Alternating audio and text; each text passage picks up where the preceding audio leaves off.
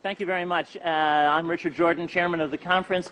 I'm going to just introduce Khalid Dawood, who will introduce the speakers. So Khalid, thank you very much for moderating this session, and I turn it over to you, and I will return in about 3 minutes. So our next speaker is Dr. Rosalind Peterson. She's the California president and co-founder of the Agriculture Defense Coalition, formed in 2006 to protect agricultural crop production from uncontrolled experimental weather modification programs. A very interesting topic, you know, for a non-specialized person like myself. But also very interesting in her CV that we have with you is also her extensive efforts to protect drinking water supplies from toxic chemical contamination in Martinez, California. That's a very interesting topic, of course, and I was actually wondering myself whether you can tackle whether the same experiments that you're holding in California could be extended to other world countries, particularly poor and developed countries like where we come from. Thank you. Thank you. Good afternoon, ladies and gentlemen, Mr. Chairman. It is a pleasure to be here to speak with all of you today. One of the things that I would like to say is that we are in a global drumbeat right at the moment talking about climate change and global warming. One of the things that is affected by climate change is agriculture. But some of what we are seeing is man-made, but man-made in a different way than you may guess.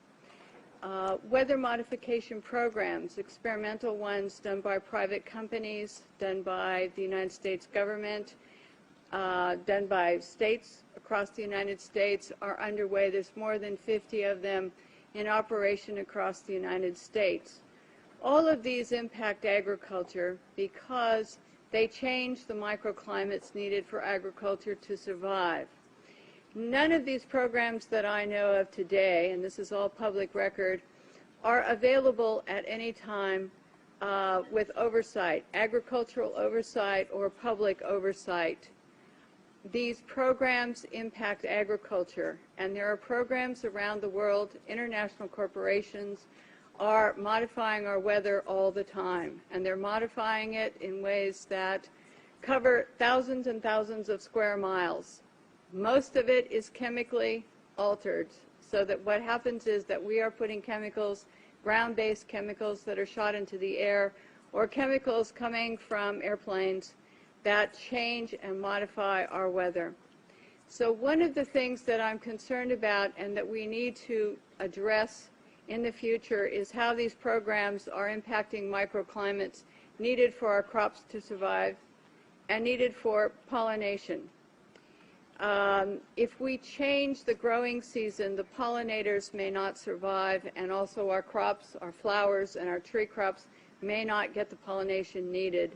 So one of my areas is looking at this situation to see if we can begin to put under control experimental and other types of weather modification programs. The other issue is that a lot of times we're talking about mitigation for climate change. It's rather an undefined term at this period of time. And so what happens is that many times we're talking about artificially putting chemicals like sulfur or particulates into the atmosphere in what they call geoengineering schemes to reduce and help the planet, supposedly, but help the planet to not go through such a tremendous global climate change and to mitigate global warming. However, the incidence of putting chemicals into our atmosphere is going to change and impact agricultural crop production. And if you take and you put up into our skies chemicals to reduce the amount of sunlight reaching the earth, you are going to begin to reduce crop production.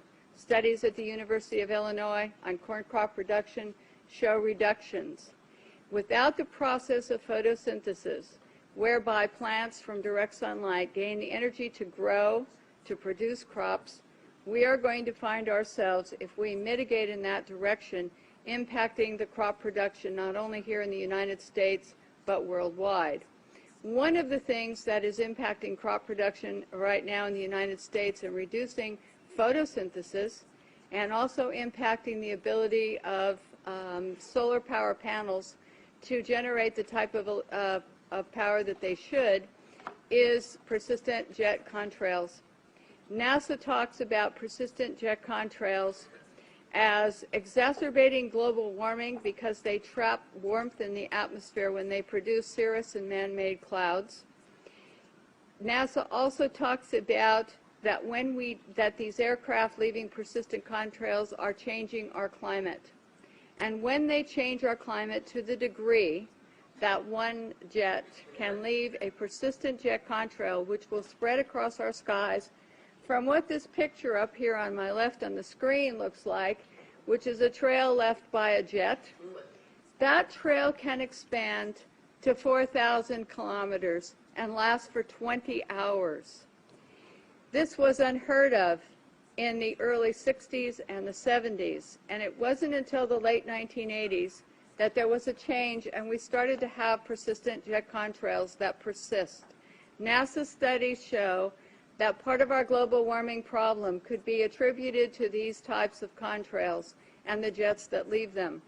So one of the issues as we go through is, how do you like your skies, natural or man-made? And right now we are making man-made clouds, and this is trapping warmth in our atmosphere. The climate change that is produced by these jets, not all jets, mostly some non-commercial, but what happens to our skies is that we start to see the changes. The man-made clouds do trap the warmth, and they increase the humidity. This allows for pests to proliferate, diseases, molds, mildews, funguses, and viruses. This is a man-made cloud, ladies and gentlemen, and these pictures I took myself over Northern California, and this is a burst. This is where a jet left a huge plume, and then this turned in at the end of it to a burst, and this is not normal, never seen before in our county historically, and I was born and raised there. This is another picture showing the jet trail just before the burst.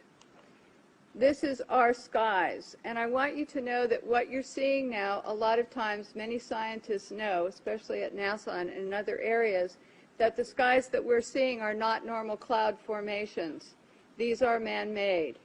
And what happens as we reduce the amount of sunlight in a form of global dimming, we reduce the solar power with these type of clouds, and we reduce photosynthesis, which is going to impact agriculture. The pictures look odd. The formations don't look like normal clouds that people have seen before historically.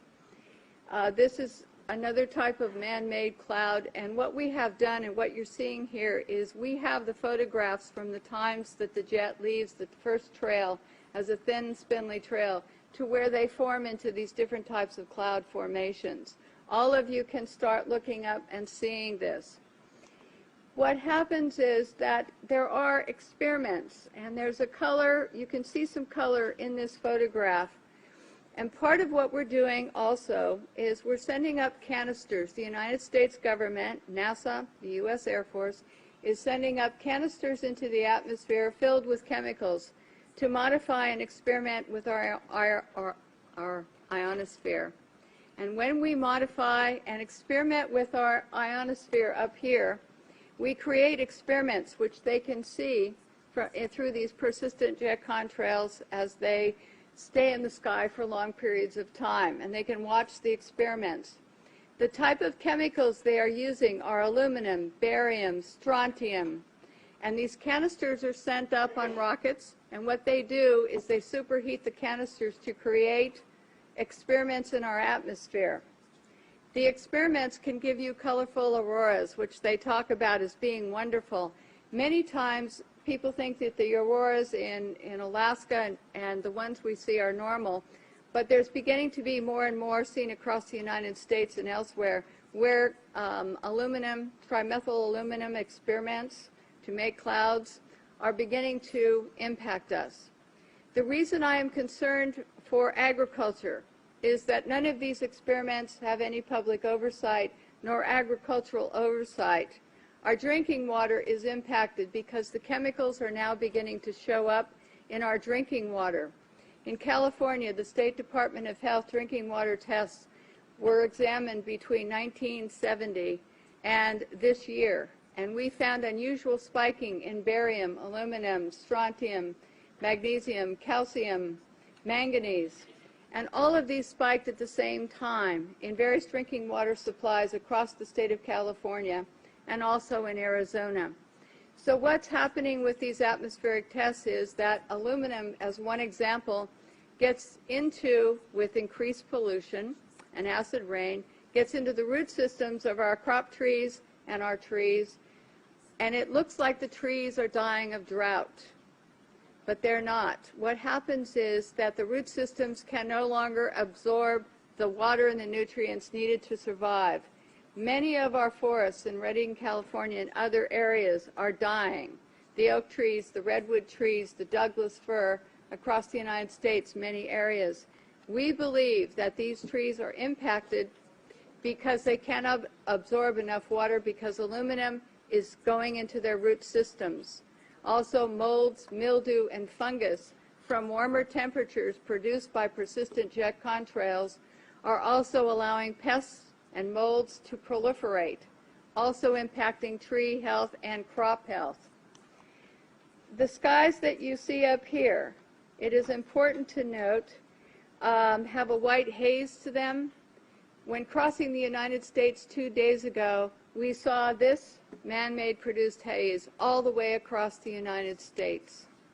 There were a few real clouds. We saw the persistent jet contrails from the jet windows, and the skies in the white haze looked a lot like this.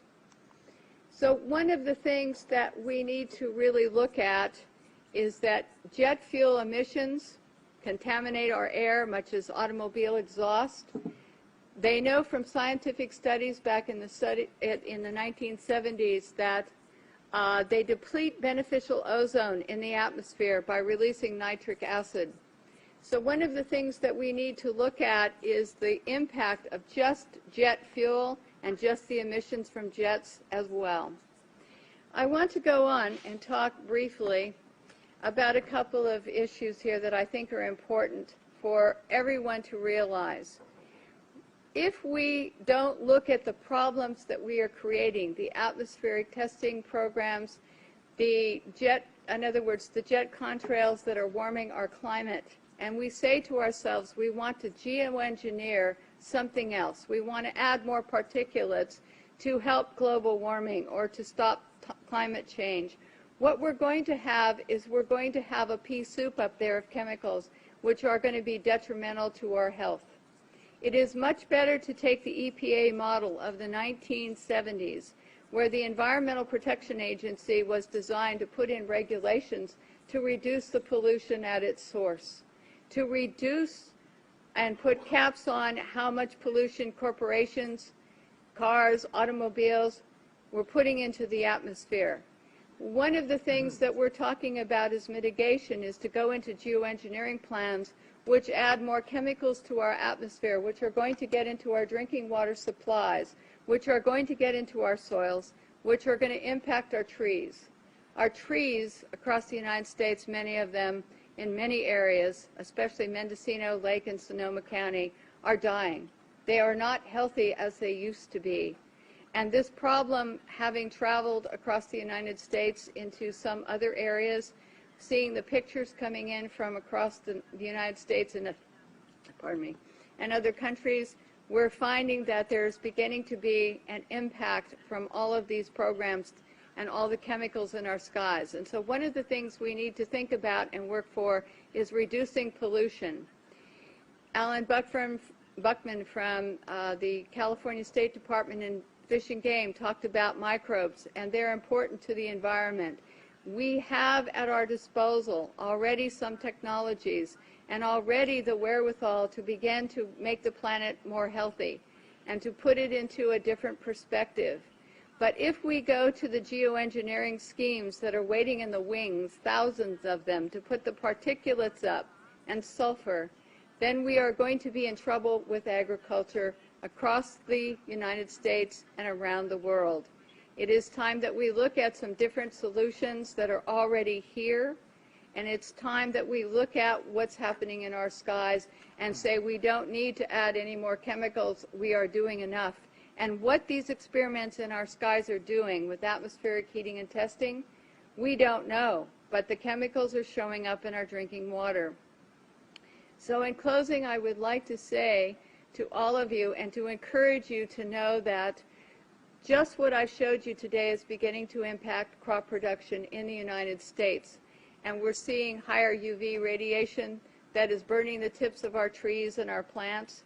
We see the molds and mildews growing here, and we see all of this, and we hope that all of you will consider before you think of mitigation and just go forward with some of the plans that are being sold to you as almost a cap-and-trade situation, where a corporation like Planktos decides to put iron dust into the Galapagos Islands area. This is a proposal, may have already started, and to create algae blooms.